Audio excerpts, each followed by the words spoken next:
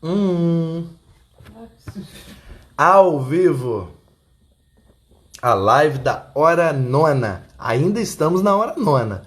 É 9h56 agora. Ainda estamos na hora nona. Não chegamos na hora décima.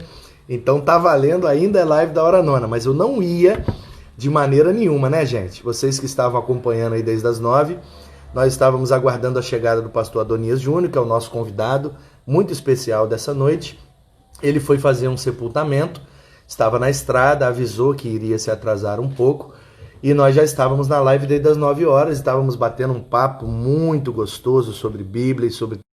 Adonias chegou, já era, né, 9 burdoada, e eu não iria cometer esse sacrilégio de convidar ele para uma live e ficar só 10 minutos com ele na live. Jamais, jamais. 1 hora com esse homem já é muito pouco. 10 minutos não é nada. 10 minutos é só para ele contar o testemunho do que Deus fez lá no sepultamento. Então, eu encerrei a live anterior e comecei essa nova live para a gente bater 1 hora de papo com esse pastorzão, que é um brother, é um amigo, é um pastorzaço e certamente vai nos abençoar nessa noite. Fala, meu querido. Boa noite, tudo bem? E aí, meu amigo? Tudo na paz, graças a Deus. Me perdoe, viu? Não deu para entrar 9 horas em ponto. Não tem nada que perdoar. Você estava cumprindo o seu papel de pastor, de família, né? Sepultando sua tia. E mesmo que não desse para você chegar, eu faria a live sozinho, explicaria para o pessoal, e é perfeitamente compreensivo e só ilustra e demonstra que realmente vale a pena ter você aqui nessa live, porque você é um pastorzão preocupado com as pessoas, com as vidas, e é isso que realmente importa. Parabéns pelo seu ministério e pela sua É, atitude.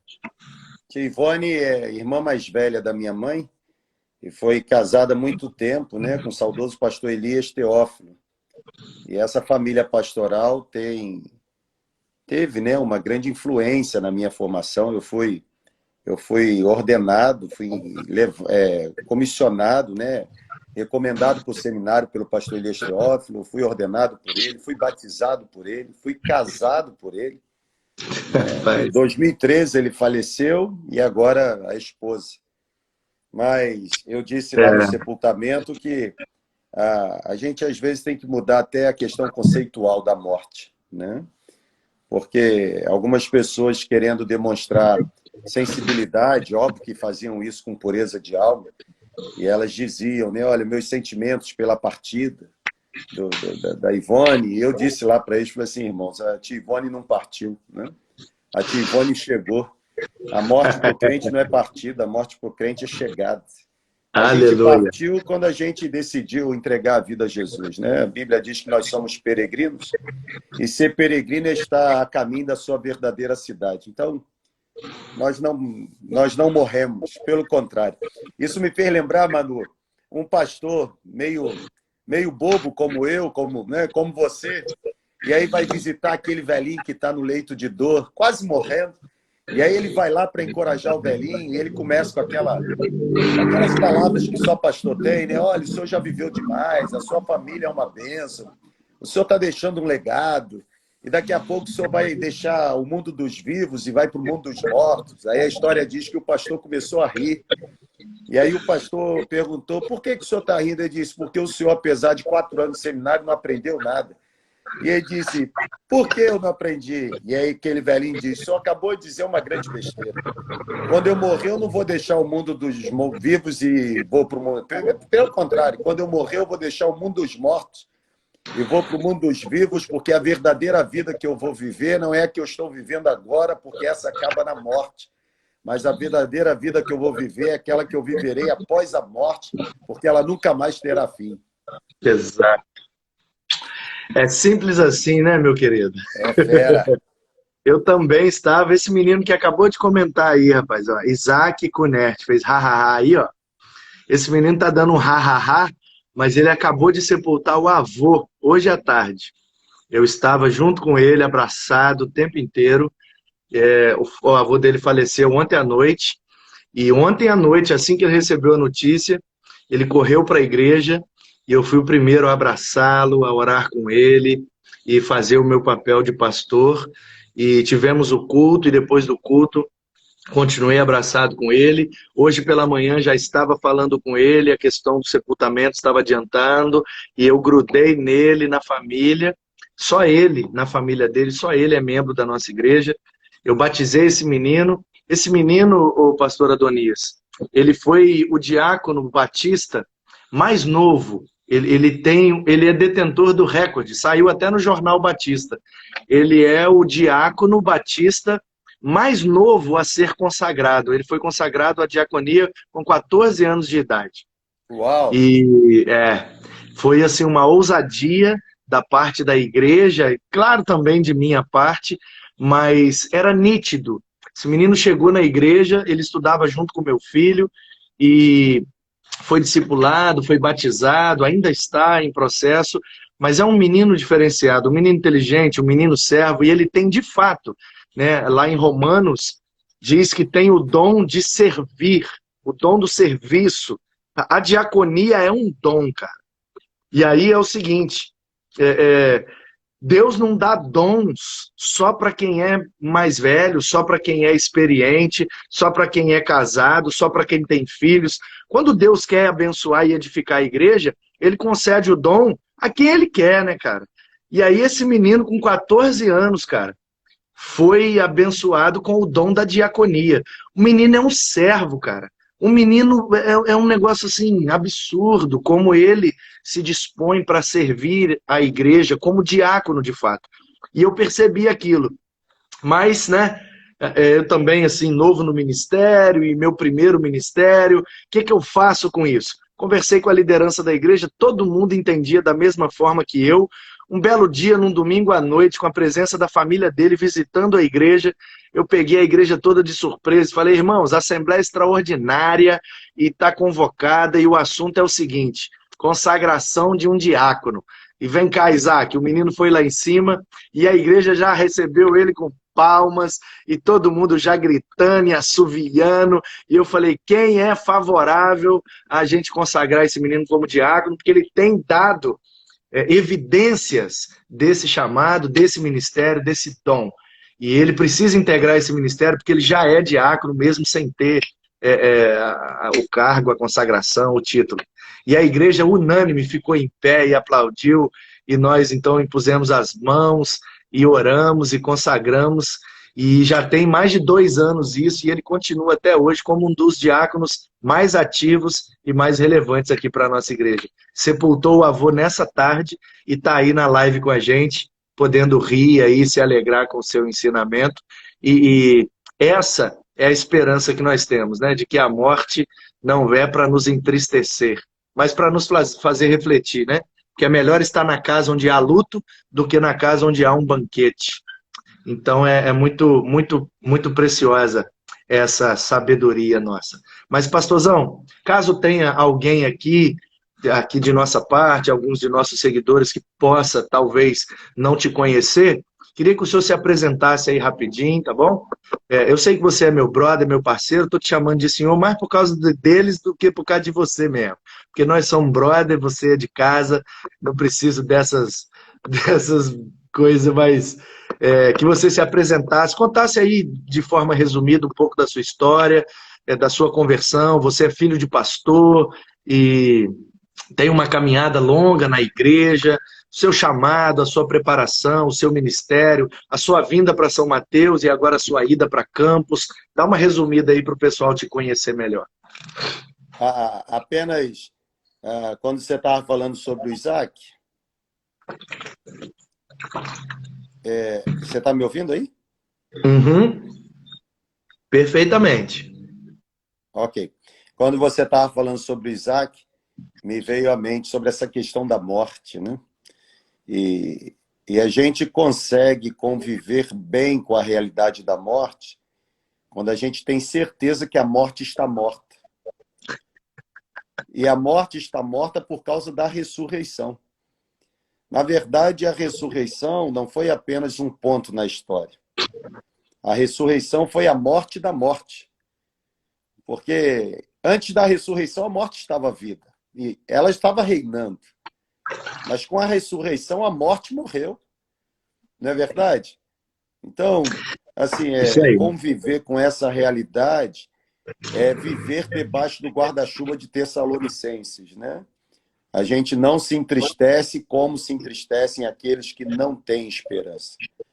Perfeito. Mas eu sou filho de pastor. Eu nasci num lar cristão, papai e mamãe. Fui criado sempre dentro de uma igreja batista, afiliada à Convenção Batista Brasileira. Passei por todas aquelas fases, né? Rapaz, você vai me permitir, eu cheguei de viagem, você vai me permitir falando com você e comendo, sim ou não? Claro, pois. Então, Você está em ó, casa. Você está em casa. Eu estou tomando meu mate aqui, ó, como um bom carioca, né, brother? Como um bom carioca, a gente gosta de um mate. top. Eu, filho de pastor, fui embaixador do rei e papai e mamãe sempre investiram muito na minha questão de formação, né? Eu, com 17 anos, Manu, eu passei no concurso federal. Eu, com 17 anos, eu passei no concurso da Força Aérea Brasileira. Então, eu iniciei minha carreira militar, fiz aquele período inicial de curso, de formação, escolha da especialidade, mas o fato das coisas na minha vida terem acontecido sempre de forma precoce, isso às vezes me atrapalhou. A imaturidade em lidar, né? A imaturidade em lidar com as oportunidades que Deus dava, isso de alguma forma me fez desperdiçar um tempo da vida. E eu, ainda que novinho na aeronáutica, eu comecei a ter aquela vida dupla, né? No domingo, tocando teclado na igreja, top. O piano, os 581 hinos do cantor cristão e tudo mais, né? Sempre terminando o culto domingo à noite com Vinda este dia, tal, si bemol. Mas de segunda a sábado, vivendo aquela vida para mim. Conheci a Aline, minha esposa, conheci a Aline na aeronáutica, porque ela também trabalhava lá. E a Aline era recém-convertida. Começamos a namorar, casamos. E quando eu casei com a Aline, foi quando eu tive assim, uma grande experiência no sentido ministerial. Porque, apesar de ser filho de pastor, eu tinha certeza que eu ia morrer na aeronáutica, né? Até porque foi um concurso que eu fiz, era algo assim que na época, 1998, era um negócio que todo mundo, né? Nossa, passar num concurso militar. Mas eu me frustrei muito dentro do militarismo e o problema fui eu, não foi o militarismo, né? A minha frustração foi com a minha visão. Eu entrei com uma visão muito romântica. E então, quando eu me casei com a Aline, eu tive assim, uma grande experiência, porque eu percebi que Deus estava gerando no meu coração uma chama, uma paixão ministerial por uma dedicação, não apenas exclusiva, mas uma dedicação integral, total, à questão ministerial. Mas eu vivi um dilema, porque eu dizia assim, cara, se eu tiver que ir para esse negócio, porque na minha cabeça, mano, não era tempo parcial, e é óbvio, eu tenho vários amigos, caras, que trabalham com essa dedicação parcial e são excelentes pastores, fazem um ministério brilhante, mas a minha experiência era o seguinte, é largar tudo e entrar nisso e viver para isso e tudo mais. E era loucura. Porque, cara, como é que eu vou sair da aeronáutica? Você está doido? Quem vai sustentar minha família? Como é que eu vou abandonar uma carreira? Eu me lembro que um oficial general olhou para mim e disse assim, tanta gente querendo entrar e você querendo sair. Mas em novembro de 2002,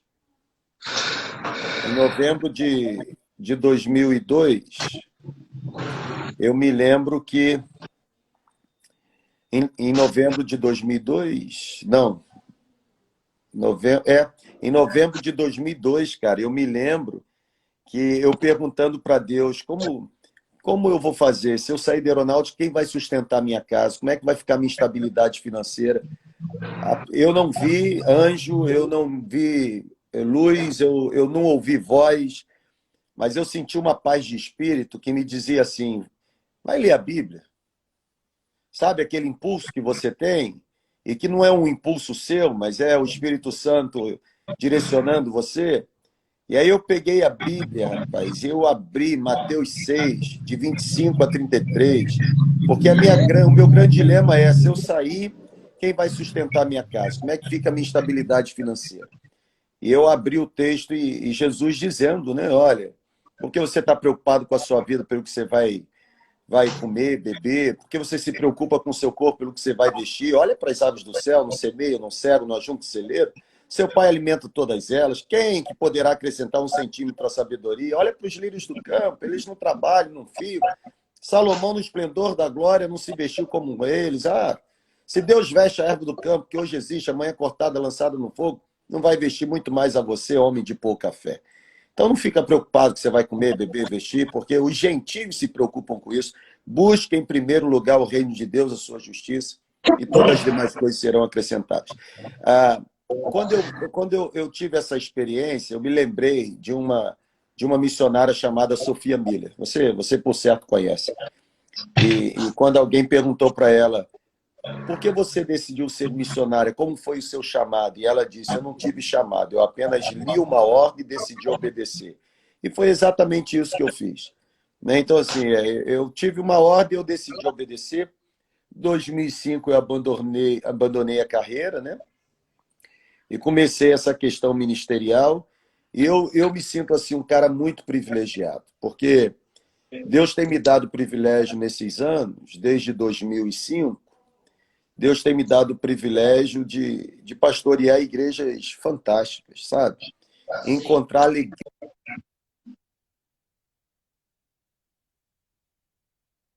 no ministério, poder servir a Jesus, poder desenvolver na minha casa uma cultura de que a igreja de Jesus, ela é bela, ela é preciosa. As minhas filhas amam a igreja, minha esposa trabalha comigo na igreja. Então, eu tive essa minha jornada, apesar de ser filho de pastor, mas o que me fez hoje estar no ministério foi uma ordem que eu ouvi e decidi obedecer. E fala aí pra gente aí, rapidinho, sobre os ministérios que você teve nas igrejas no Rio, São Mateus e agora em Campos. Como é que Então, foi essa transição? assim, eu fui ordenado, mano, no terceiro ano do seminário. Na verdade, no início do terceiro ano. Eu fui ordenado, cara, no início do quinto período. Eu ia começar a estudar teologia sistemática. E eu fui ordenado. Eu fui ordenado para plantar uma igreja em Juiz de Fora. E isso é muito legal a gente abordar, porque as pessoas, elas imaginam, né? Elas olham hoje para o Manu e elas ficam assim: nossa, o Manu, pastorzão que é, influente e tal, inteligente, pô, pastor dessa igrejona. E elas não levam em consideração o rastro de sangue. Eu Vira sempre essa digo boca que as para mim, pessoas... rapaz. Hã? Vira essa boca para mim, que assim seja. Não, não é verdade. As pessoas, elas olham para os Quem dera. resultados, elas olham para os resultados, mas elas não querem considerar os processos da vida que nós nos submetemos. Né? Então, assim, eu comecei numa igrejinha bem pequena, cara. Eu comecei plantando uma igreja em Juiz de Fora. 17 irmãos. E nós nos reuníamos numa lojinha de 2 portas, dessa de aço de comércio, né? E bem pequenininha, cabiam 30 cadeiras só. E aí eu comecei lá com aquele povo, organizamos a igreja em 1 ano. E depois de 1 ano, aí o pastor Elias Teófilo, ele me convidou para eu voltar e ser um pastor auxiliar, porque ele já estava pensando em em jubilar e ele queria fazer uma sucessão natural. Ele não queria fazer a sucessão naquele molde nosso tradicional e que elege uma comissão. E quando elege a comissão e tal, cada membro indica o nome. Ele não queria. Ele queria e ele acreditava que a sucessão deveria ser natural. Então, eu caminhei com ele 1 ano e meio como auxiliar. Fiquei 1 ano em Juiz de Fora. Voltei para o Rio de Janeiro. Fiquei 1 ano e meio com ele. E aí, depois, assumi a igreja no Rio de Janeiro. São João de Meriti. Fiquei 8 anos em São João de Meriti. 8? Nem sei. 7, 8, sei lá. E aí fui para São Mateus. Só que a ida para São Mateus, ela foi motivada por um sonho ministerial. Porque a igreja que eu pastoreava em São João era uma igreja assim, com mais de 60 anos de organização, né? Era uma igreja bem conservadora. Eu pregava de terno e gravata, cara. Né? Então, era uma igreja que quando a gente servia e celebrava a ceia, os diáconos ficavam de terno e gravata lá na frente, junto com o pastor. A gente cantava o hino 142 do cantor cristão, Pão da Vida, Pão. Era todo esse processo.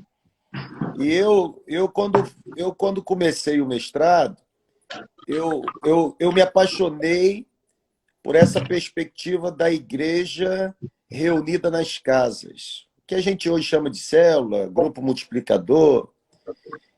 E o meu sonho era realizar isso. E eu não tinha como fazer isso lá, porque era uma igreja muito conservadora.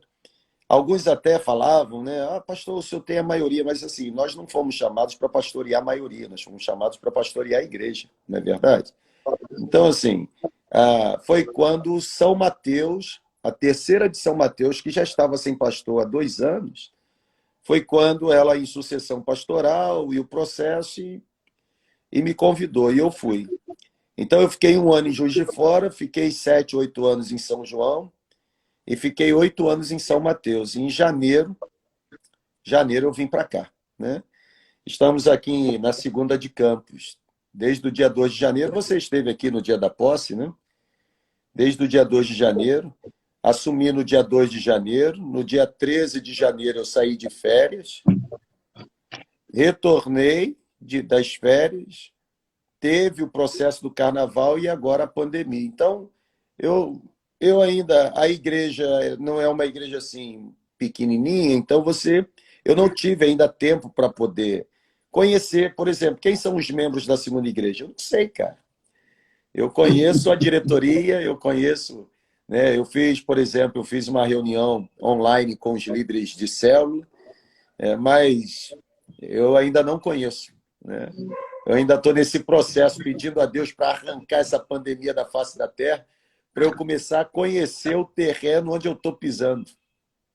Graças a Deus. É mole não, meu querido, é a vida. Ó, esse Desafio. que comentou aí agora eu conheço. É o Robertinho. Ele botou assim, nosso pastor é top. Óbvio que ele mente de quando em vez, né?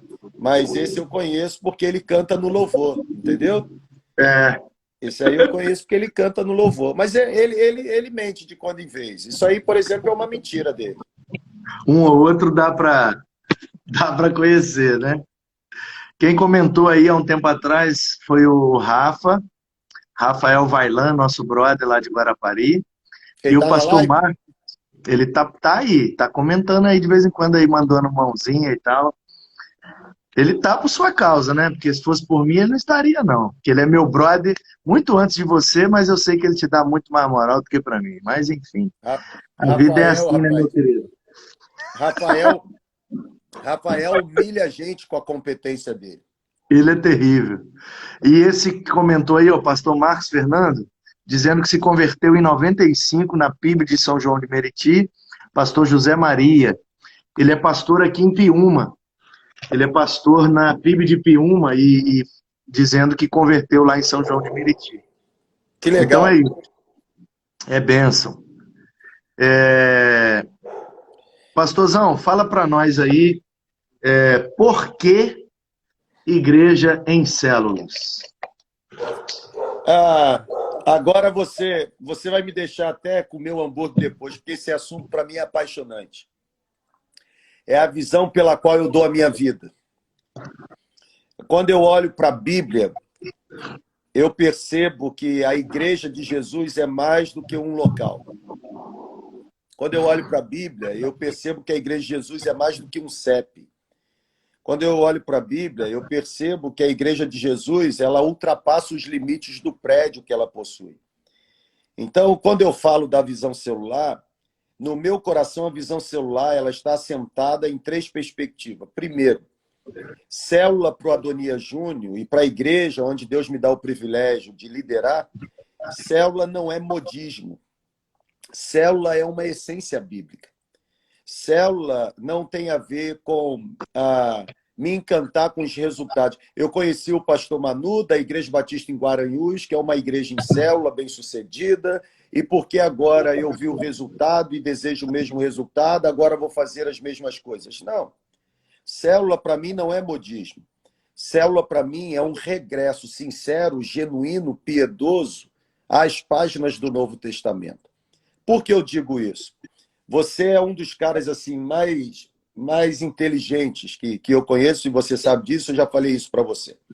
A gente volta lá na história, a gente está lá no norte, em Cesareia, e Jesus está lá com os discípulos. Quem os homens dizem que eu sou? E a gente conhece todo o enredo. E depois de tantas sugestões, o Pedro acerta na mosca: tu és o Cristo, o Filho de Deus vivo, tu és ungido da parte de Deus, com a missão específica de redimir o homem, da punição do pecado. A gente sabe aquilo. Mas Jesus ele diz assim: Pedro, você acertou na mosca. A sua afirmação a meu respeito está correta. Eu sou tudo isso mesmo que você falou. E por causa da sua afirmação sobre mim, eu edificarei a minha igreja. Você que é um excelente exegeta sabe que o verbo aparece no futuro do indicativo ativo. Ou seja, eu edificarei. Naquele momento em Cesareia de Filipe, os discípulos não tinham noção da igreja que Jesus estava dizendo que iria edificar. Por isso que eu não concordo com aqueles que defendem o início da igreja em Mateus 16. Porque eu acredito, como John Stott, o pregador inglês, que antes de Deus enviar a igreja ao mundo, enviou o Espírito Santo à igreja. A igreja só é igreja por causa da presença do Espírito Santo. Então a gente sai lá de Cesareia de Filipe, anda 1 ano na história cristã, chega agora no sul, em Jerusalém, você encontra aquelas testemunhas orando, esperando o cumprimento da promessa, obedecendo o que Jesus disse que não deveriam sair de Jerusalém, e o Espírito Santo é derramado e o ministério da igreja surge. Então o ministério da igreja surge quando? Quando a igreja está reunida no prédio? Não. A gente sabe que a igreja estava no cenáculo, a gente sabe que a igreja estava no andar superior de uma casa.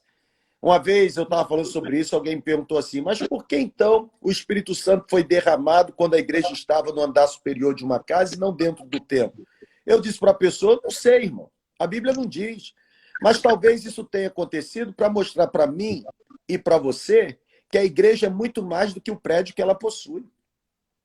A igreja, ela surgiu assim... Ela surgiu com uma força de reunião coletiva, mas de uma reunião pequena nas casas.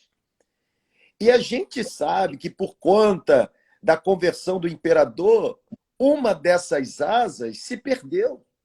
Essa força da reunião pequena se perdeu. Aquela comunidade simples, de pessoas simples, que não tinha influência política, social, econômica, por causa agora do imperador, a religião se tornou a força do Estado. Por causa disso, aquela igreja simples, ela ganhou influência, ganhou dinheiro, mas Até ela porque, perdeu a simplicidade.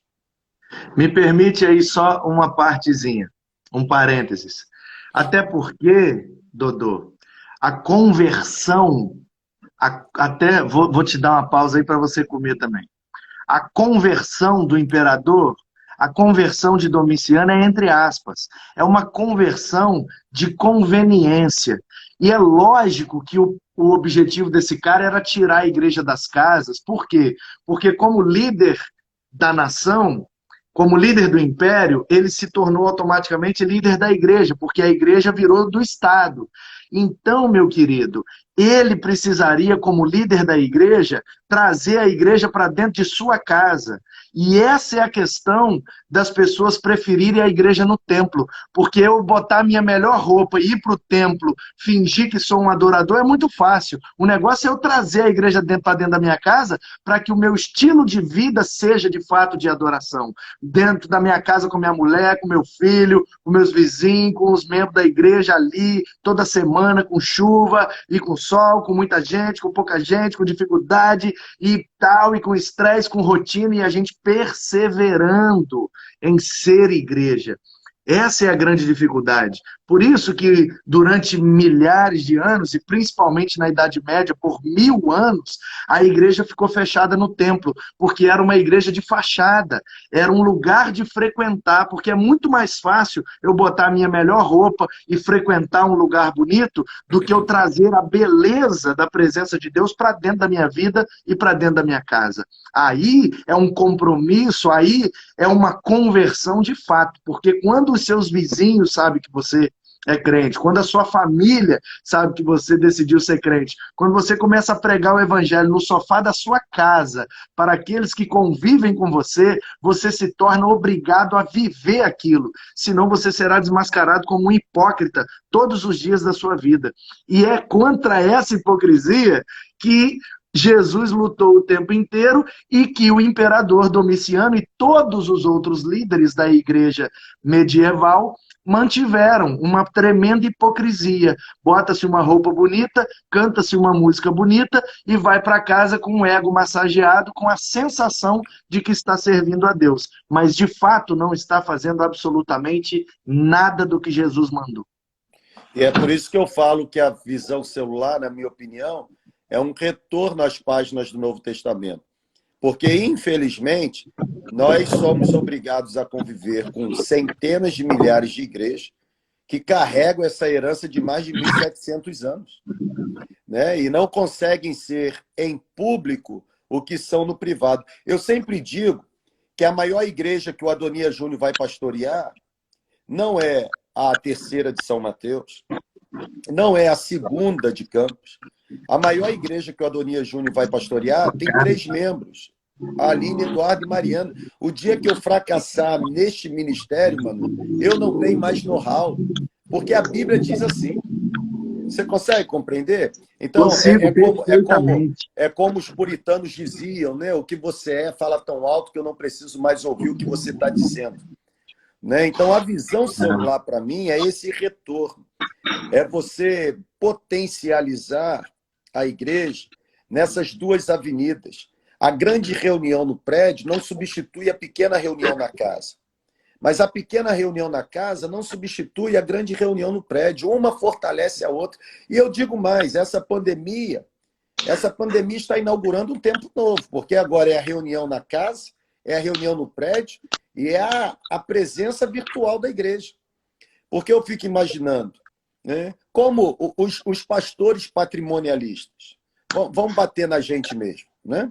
Os pastores patrimonialistas, para que estão servindo os patrimônios agora, mano? Quantas pessoas morreram por causa do patrimônio? Quantas divisões na nossa denominação por causa de patrimônio? E os patrimônios estão servindo para quê agora? Eles estão trancados. E a sua realidade em Guaranhuns está sendo a mesma da minha em Campos. Aqui em Campos, hoje começou o lockdown total. Consegue compreender? Ou seja, a quinta-feira eu vou ter que fazer celebração aqui desse sofá. E eu fico imaginando uma estrutura imensa daquela. Óbvio, nós somos gratos a Deus. A estrutura não nos permite, ou ela nos permite adorar a Deus fora do sol e fora da chuva. Louvado seja Deus. Mas eu preciso ser igreja além do estacionamento da igreja. Eu preciso ser igreja nos outros 6 dias da semana. As estruturas estão fechadas. O prédio da segunda igreja está fechado e a segunda igreja está crescendo. Quantas pessoas estão se convertendo? Por quê? Porque a célula, de fato, ela consegue desintoxicar a gente desse clericalismo, desse ranço católico, apostólico, romano que a gente tem na estrutura. Porque eu olho para um Joaquim, por exemplo, que não tem tanta capacidade intelectiva, não tem capital teológico que a gente conseguiu obter através de estudo, mas esse cara tem um coração incendiado de paixão por Jesus. E ele pode influenciar outras pessoas a seguirem Jesus. É óbvio que eu vou encorajá-lo a todos os dias se aperfeiçoar mais, estudar mais, ingressar numa escola, fazer um curso superior. É óbvio. Mas eu não posso limitar. Eu sou um improvável. Manu é um improvável. Você era um skatista louco. Quem iria arriscar em você? Hoje nós somos subprodutos do investimento de alguém, cara. E nós temos que fazer a mesma coisa. Então, quando eu olho para a célula, eu percebo que na célula eu tenho esse privilégio de achar um improvável, de encontrar um Davi atrás das malhadas. Você consegue entender? De encontrar um Gideão que está se escondendo e olhar para esses caras e dizer o seguinte, ó, você é a bola da vez. Você vai usar. Então, célula, no primeiro momento, você me perguntou por que célula? Porque não é modismo. Na minha opinião, é essência. O Martin Lloyd Jones, né, o grande avivalista lá do País de Gales, ele dizia que avivamento não é descobrir verdade nova. Avivamento é regressar à verdade antiga. Né? Então, assim, a célula, na minha opinião, é essa dinâmica. O povo da igreja é terrível. Acabou agora aí, ó, a live no canal da nossa igreja, tem uma das nossas pastoras falando sobre introdução bíblica. Aí a galera tá tudo entrando aqui agora. Mas, assim, célula para nós, ela é essência. No segundo momento, por que célula? Porque, na minha opinião, célula não tem a ver com crescimento. Na minha opinião, célula tem a ver com saúde espiritual. Não é a célula que provoca o crescimento, é a saúde espiritual que nos faz crescer. Eu disse domingo passado na conferência aqui da nossa igreja, fizemos a conferência online. E eu disse que eu tenho 2 filhas e eu não tenho que dizer para elas cresçam. Não, porque o crescimento é natural para quem está saudável. O problema é que os pastores, às vezes, eles querem aderir à visão celular porque eles querem fazer a instituição crescer. Célula não faz instituição crescer. Pelo contrário, irmão. Né? Célula dá mais trabalho. Agora, a célula torna o cristão saudável. Porque um cristão envolvido em célula, Manu, ele não fica brigando para ser vice-presidente de igreja. Ele não fica brigando para ser diácono. Ele não fica brigando para poder estar no holofote. Não, um cristão em célula, ele fica brigando para ganhar gente para Jesus, irmão. Quando chega um não crente no meio, eles brigam porque eles querem disputar o não crente para a célula dele. E isso, na minha opinião, isso é saúde espiritual. É a melhor briga que tem é essa, né, cara? Quem dera se todo mundo brigasse para ganhar alguém para Jesus. E, na minha opinião, célula, por último, porque célula não é assim metodologia. Célula não é estrutura. Alguém me pergunta, né? Cara, qual a dinâmica que vocês usam? Qual a estrutura? Qual a estratégia? Eu falo, cara, Bíblia, oração, jejum, santidade, vida piedosa. E eles acham que eu estou assim, sendo sarcástico, escondendo. Não, irmão. Célula não tem a ver com estrutura, célula não tem a ver com estratégia, célula não é metodologia. Célula, na minha opinião, é cumprir com eficiência e eficácia a grande comissão de fazermos discípulos para Jesus. Então, eu, Adonias Júnior, eu penso que viver a igreja em célula é, de fato, maximizar os dons e talentos que Deus me entregou. A melhor coisa que tem, Manu, é quando a gente percebe que o sofá que Deus deu dinheiro para a gente comprar não serve apenas para ornamentar a sala, mas serve de instrumento para abrigar pessoas que vão conhecer Jesus e serem transformadas por Jesus dentro da nossa casa. Amém. Muito Fala aí bom. Que eu vou morder aqui mais um pouco aqui o meu sanduíche. Muito bom quando toda semana... Você sabe que a minha rotina é muito louca, eu viajo toda semana para pregar.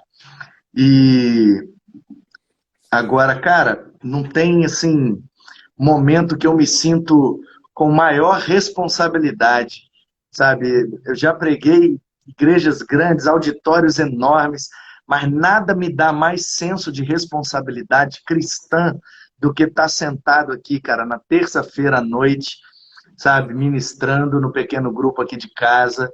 e com aqueles irmãos que às vezes ficam sumidos e a gente tem que investir e tal, sabe? E toda semana a gente está ali e compartilhando e ouvindo a perspectiva que eles têm daquele assunto, daquele texto, daquela temática e compreender realmente o que é que está acontecendo com cada um, aquele bate-papo, aquele lanche gostoso. Manu, Cara, é muito bom, cara, é ah, muito bom. ó, na minha opinião, dois grandes motivos fazem com que pastores ou pessoas não queiram conviver em célula.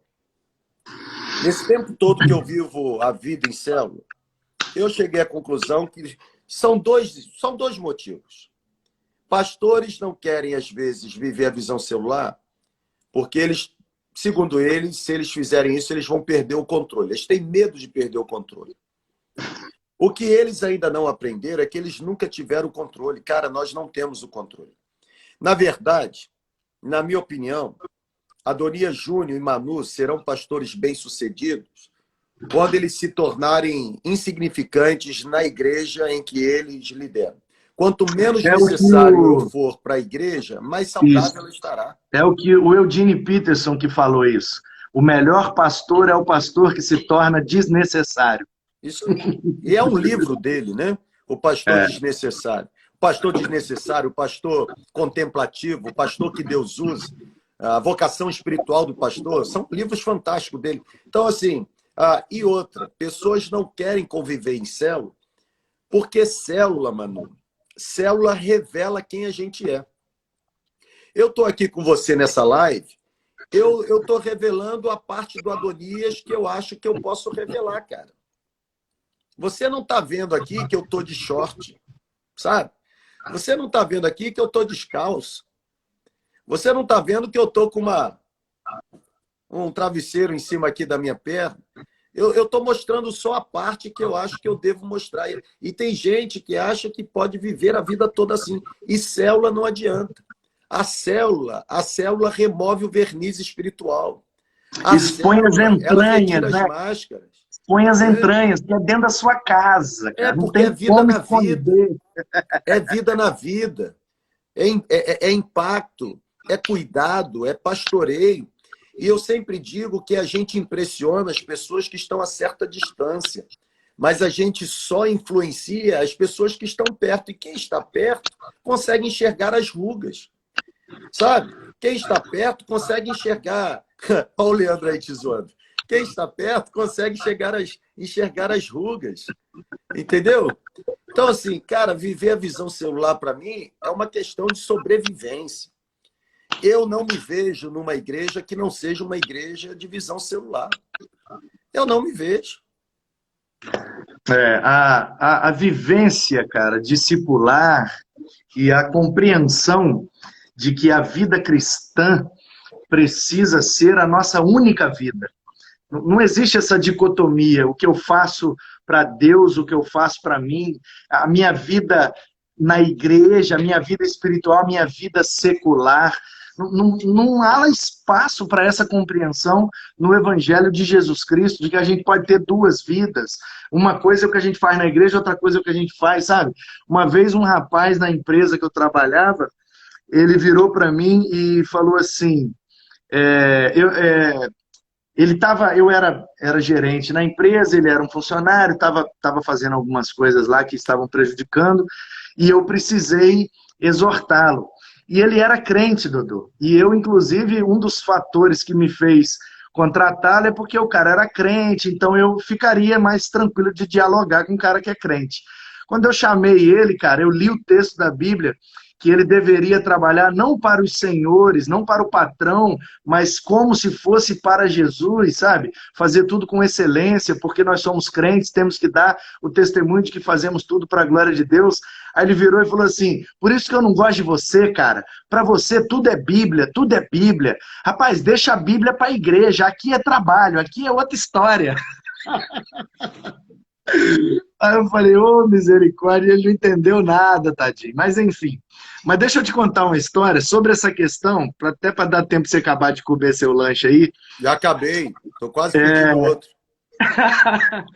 Uma vez, cara, sobre essa questão, sabe, do templo, da gente ter perdido a asa, e aí eu quero expandir um pouco a compreensão de que essa outra asa não é somente a célula, não é somente o pequeno grupo, é a minha vida como discípulo de Cristo em todo tempo e em todos os lugares.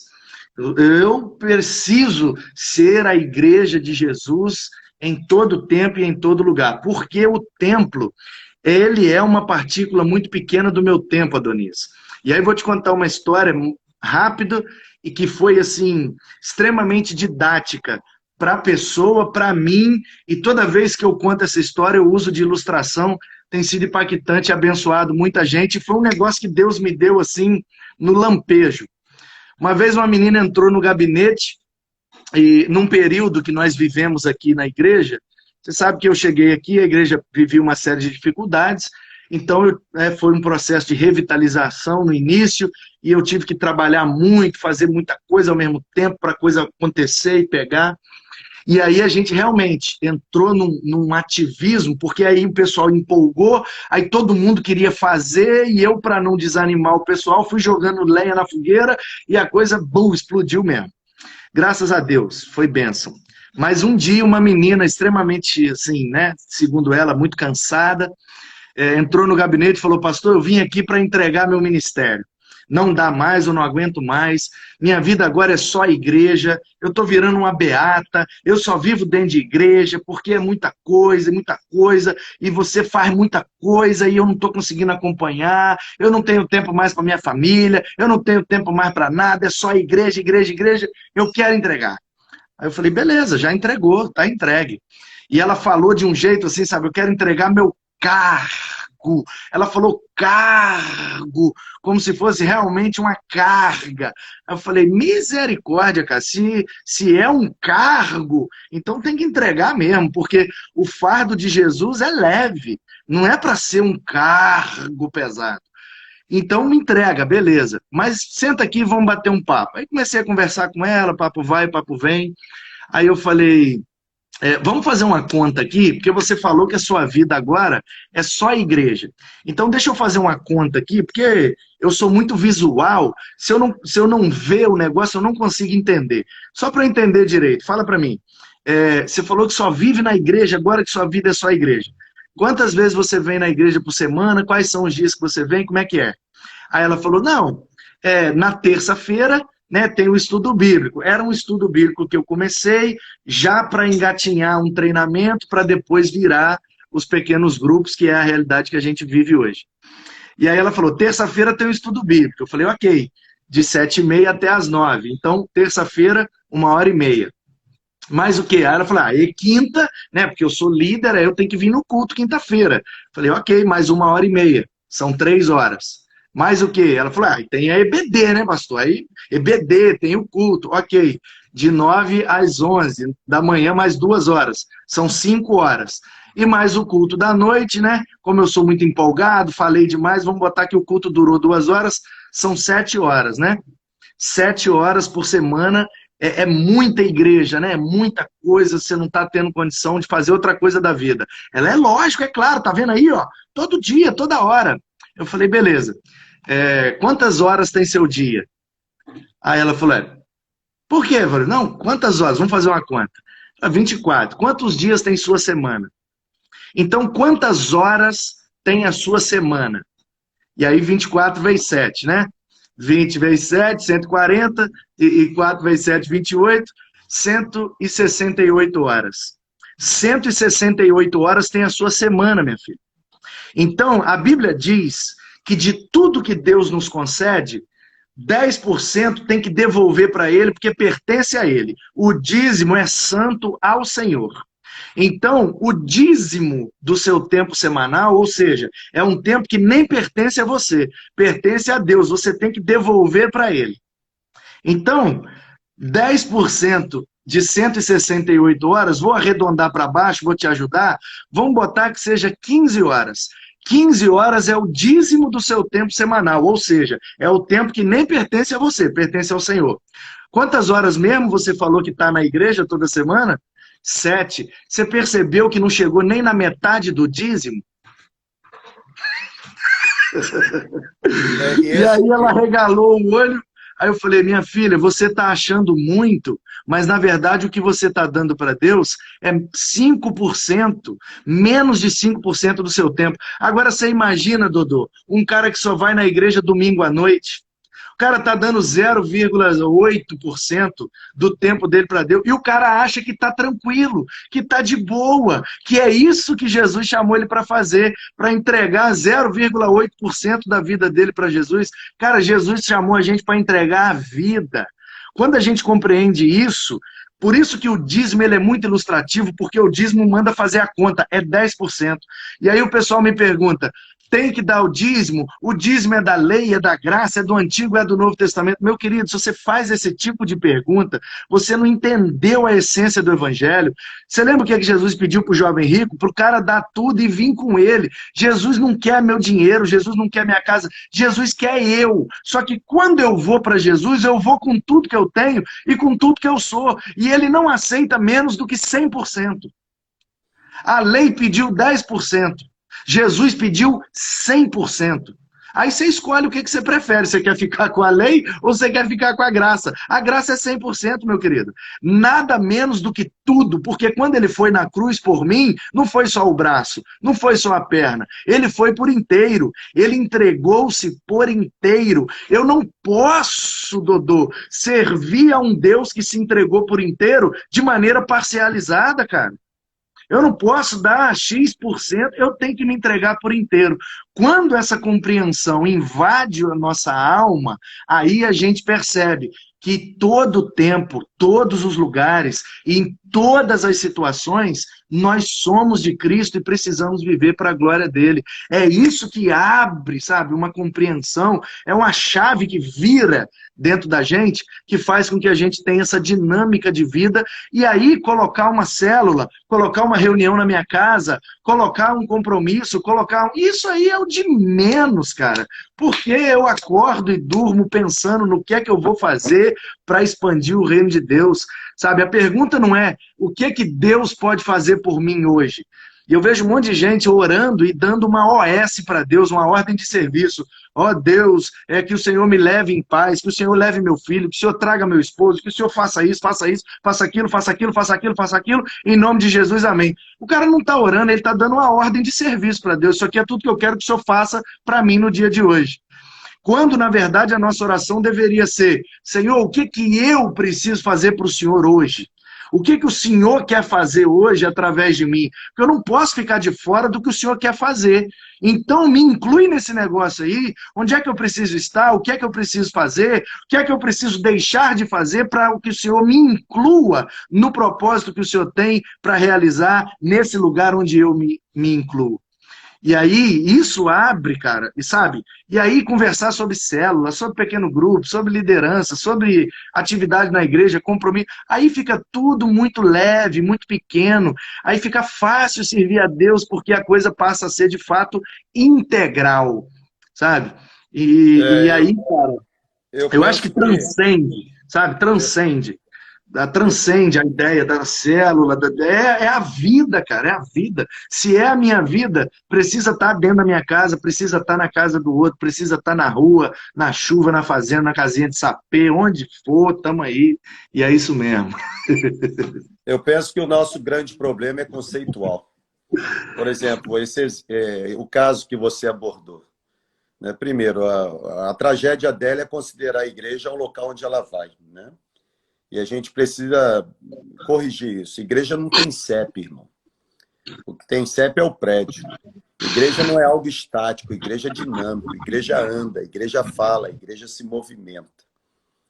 Domingo, ontem à noite, eu terminei a conferência e eu falei sobre Zaqueu. E eu citei o contexto histórico do porquê Zaqueu estava restituindo 4 vezes mais. E eu mostrei que a lei não dizia aquilo. Na verdade, Zaqueu fez além da lei. E eu citei, inclusive, o exemplo do dízimo, que você acabou de falar. E eu sempre digo o seguinte, quem cumpre lei, Manu, quem cumpre lei é fariseu, cara. E nós não somos discípulos de Moisés, nós somos discípulos de Jesus. E discípulo de Jesus dá a vida. Wesley Duell, ele diz que a única vida digna de ser vivida é aquela que é vivida totalmente para Deus. O Jim Elliot, um dos grandes missionários entre as tribos Auca, no Equador, ele disse: você tem que viver de tal forma para que quando chegar a hora da sua morte não lhe reste fazer outra coisa senão morrer. Né? Então, a gente precisa mesmo trazer uma redefinição. Por exemplo, a nossa questão é conceitual. A gente ensina errado e a gente reproduz errado. Porque o jeito de igreja que a gente... A forma de ser está comprometida pela forma de pensar. Eu sou igreja exatamente da forma como eu penso igreja. Domingo pela manhã, aqui na nossa conferência, eu abordei isso. Falei assim, nós somos uma igreja motivada por quê? Por exemplo, nós somos motivados por tradicionalismo. E é óbvio que quando a gente fala disso, aí tem gente que já torce o bico, né? Porque, poxa, tá falando, não, irmão, é simples. O que é uma igreja motivada por tradicionalismo? É uma igreja que quer perpetuar o passado. Né? É aquela igreja, como diz Rick Warren, ela não entende que o maior inimigo do sucesso no futuro pode ser o sucesso no passado. Não é o fato que deu certo lá atrás que eu tenho que perpetuar isso para o resto da vida. É óbvio, você agradece pela história? Você agradece. Você leva em consideração o que fizeram aqueles que vieram antes de você? Você leva. Eu citei o exemplo. Lá em São João de Meriti, eu estava fazendo umas mudanças, aí terminou o culto, Manu. Uma senhora muito zelosa apertou minha mão e disse assim, não se faz mais pastor como antigamente. Eu olhei para ela e falei assim, a irmã está certa, porque Deus hoje não precisa de pastor para antigamente. Né? Então a gente precisa olhar, as demandas atuais são completamente diferentes. Nós não vamos ganhar esse povo, Manu, com a metodologia do século 17, 18. Mudou, cara. A igreja mudou. Não tem... Antigamente, nós éramos muito personalistas. Eu sou membro da igreja de Guaranhuns, pastor Manu. Hoje o cara não sabe nem quem é o pastor. E você fica assim, cara, por que você está lá? Relacionamento. Entendeu? E eu vou dizer, se os pastores não repensarem, pós-pandemia, eles vão sofrer. Porque a igreja que nós vamos encontrar pós não é a mesma que a gente deixou antes da pandemia. Dodô, você sabe, assim, pela função que eu ocupo aqui, eu tenho agora mais ainda acesso, né, aos pastores, aos dramas, às dificuldades. Como presidente dos pastores aqui do Espírito Santo, cara, o que eu tenho visto é assim, eles vão sofrer não, já estão sofrendo. Principalmente aqueles que estavam relutando por conta de um tradicionalismo, que é a fé morta dos que vivem, né? Em vez do cara manter a tradição, que é a fé viva dos que morreram, ele mantém o tradicionalismo, a fé morta dos que estão vivos. E aí o cara relutava contra o virtual, contra a internet, contra as questões online da igreja. E o cara relutava e batia. Você sabe disso. Você é um cara precursor numa área e eu acabei sendo precursor numa outra área. O quanto eu apanhei nesses últimos 5 anos aqui, cara, por causa de canal de YouTube, por causa de página de Facebook, de Instagram, de postagem, e fazendo vídeo, e produção, e faz isso, faz aquilo, e moldamos a igreja toda para a questão audiovisual, tratamento acústico, iluminação, fundo cênico, chroma key, estúdio de filmagem. Você teve lá no nosso estúdio, você viu lá, gravamos aquele bate-papo com você. Quer dizer, já estamos pensando a igreja de forma virtual há um tempão. E aí veio a pandemia, cara. E os caras que me batiam, que falavam que eu era o cara da mídia, que eu queria aparecer, que BBB, que blá, agora eu sou consultor deles, porque eles me ligam desesperado, como é que faz, como é que resolve, eu tô precisando, me ajuda, sabe? E aí eu me sinto, cara, claro, guardando as devidas proporções, eu não estou aqui querendo me elevar à posição de ninguém, mas só para ilustrar, eu me sinto como um José, sabe? Que foi jogado no poço pelos seus irmãos, mas Deus depois trouxe os irmãos para pedir comida lá nele. E isso está na história. Por exemplo, a gente pega aí a década de 90, quantas pessoas criticaram a Hillsong? Aquilo é um baile, aquilo é uma boate. E hoje todas as igrejas cantam as músicas. A grande questão, mano, é o seguinte: se nós não pensarmos a igreja 20 anos à frente, nós vamos Dodô, sofrer. só um minuto. É porque o Instagram acabou de me avisar aqui que falta 15 segundos para acabar a live. Vamos Você sabe embora, que o irmão. Instagram é Muito assim, do obrigado. nada ele avisa e corta e acaba. O que a gente faz? Encerra ou começa outra? Pode encerrar, eu estou por sua conta. Mas o que a gente faz? Começa outra?